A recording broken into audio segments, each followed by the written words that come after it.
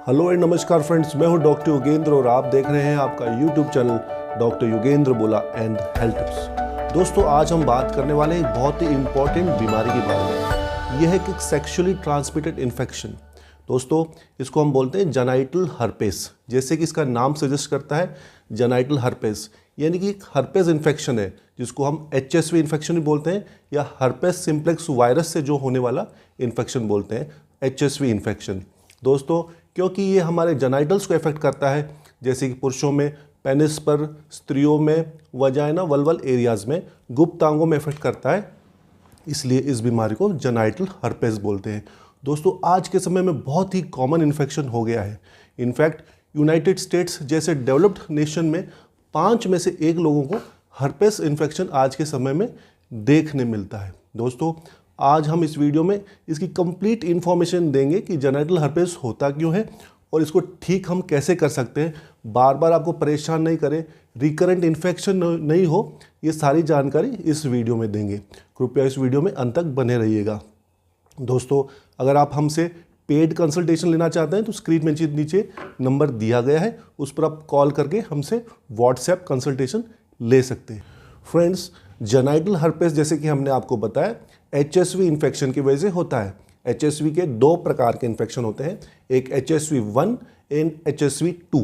Genital herpes ज़्यादातर more than 90% of the cases में HSV2 की वजह से होता है, परंतु कुछ रेयर केसेस में HSV1 की वजह से भी हो सकता है। दोस्तों, जेनाइटल हर्पेस का जो इन्फेक्शन होता है कुछ लोगों को पता भी नहीं चलता, इतना माइल्ड होता है, या कुछ लोगों को सिम्टम्स नहीं होते, परंतु कुछ लोगों को HSV2 की वजह से जब जेनाइटल हर्पेस होते हैं तो वो रिकरेंट होते हैं, बार बार उनके परेशान करते हैं। उनके पेनिस जैसे एरियाज़ पर ब्लिस्टर्स बन जाते हैं, छोटी छोटी फुंसियाँ बन जाती हैं, उसमें बर्निंग, इरिटेशन, ऐसे लक्षण, रेडनेस देखने मिलते हैं। इसलिए दोस्तों, इसका ट्रीटमेंट करना, टाइमली ट्रीटमेंट करना बहुत ज़रूरी है। अब आते हैं इसके ट्रीटमेंट, इसका इलाज सबसे इम्पॉर्टेंट पार्ट है। दोस्तों, ये ट्रीटमेंट जो हम आपको सजेस्ट कर रहे हैं वो वर्ल्ड हेल्थ ऑर्गेनाइजेशन की जो सेक्सुअली ट्रांसमिटेड इन्फेक्शंस की गाइडलाइंस है उसके अनुसार सजेस्ट कर रहे हैं।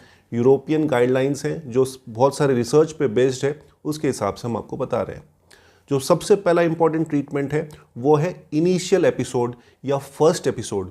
किसी को भी लाइफ में जब उसको पहली बार हर्पेस जेनिटल इन्फेक्शन का अटैक होता है उसको हम बोलेंगे इनिशियल एपिसोड या फर्स्ट एपिसोड। उसको ठीक करने के लिए बहुत ही सिंपल ट्रीटमेंट है। Tablet valacyclovir, brand name famous आप स्क्रीन पर देख सकते हैं, वेलसीवीर 500 mg, 500 mg, ये टैबलेट आपको सुबह शाम 10 डेज लेना है। बस सुबह शाम 10 डेज ये काम करना है। और एसीवीर क्रीम 5%, जो एसाइक्लोवीर क्रीम है, लोकल एप्लीकेशन के लिए आप इसको यूज़ कर सकते हैं। साथ में अगर आपको पेन है, दर्द हो रहा है वहाँ पर, तो आप टैबलेट ज़ीरोडोल पी जैसा सेफ पेन किलर भी ले सकते हैं। तो सबसे जो इम्पॉर्टेंट ट्रीटमेंट है वो है tablet valacyclovir, brand name Valcivir 500 mg, सुबह शाम for 10 days. This is the treatment of initial episode और first episode of genital herpes. Now coming to the second part of treatment. कुछ लोगों फ्रेंड्स, जैसे हमने बताया, लाइफ में एक ही इन्फेक्शन आता है, यानी एक ही अटैक आता है जेनिटल हर्पेस का, तो उन लोगों को फर्स्ट ट्रीटमेंट जो हमने बताया है that is more than sufficient. परंतु कुछ लोगों को उनकी इम्यूनिटी पावर कम होने की वजह से या कुछ ट्रिगर फैक्टर्स होते हैं जिनसे हर्पेस वापस आ सकता है, जैसे कि स्ट्रेस है, स्मोकिंग है, सनलाइट है, आपकी रोग प्रतिकार क्षमता कम है, तो कुछ लोगों को जेनाइटल हर्पेस के रिकरेंट एपिसोड्स आ सकते हैं। अगर आपको 6 से कम एपिसोड्स आ रहे हैं पर ईयर में, यानी कि 1 साल में 6 से कम एपिसोड्स यानी अटैक ऑफ जेनाइटल हर्पेस हो रहा है, जैसे आपको 2, 3, 4 बार हो रहा है, तो आपको सिर्फ एपिसोडिक थेरेपी लेनी है, यानी जब एपिसोड आया तभी लेनी है। और ये भी ट्रीटमेंट बहुत सिंपल है। टैबलेट वेलासाइक्लोवीर 500 mg, सुबह शाम, morning and night after food for 10 days. ये ध्यान रखना है आपको। ये थेरेपी लेने से, एपिसोडिक थेरेपी लेने से ये फ़ायदा होगा कि जो ड्यूरेशन ऑफ बीमारी है और जो सीवियरिटी है, यानी जो बीमारी आपको 10 दिन परेशान करती है वो हो सकता है सिर्फ 1-2 दिन ही परेशान करें, और उसके जो लक्षण हैं वो भी कम गंभीर होंगे।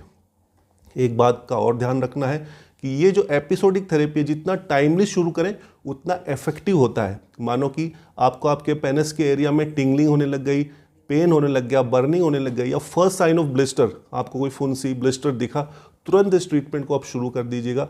तो इसके जो लक्षण है, सिवियरिटी है, ड्यूरेशन है, वो बहुत जल्दी कम हो जाएगी। इस ट्रीटमेंट को हम बोलते हैं एपिसोडिक थेरेपी, यानी कि जब एपिसोड आता है तभी लेनी है। Coming to the third important part, सबसे जो इंपॉर्टेंट पार्ट है, इससे हम रोक रहे हैं recurrent episodes, recurrent genital herpes के अटैक्स को।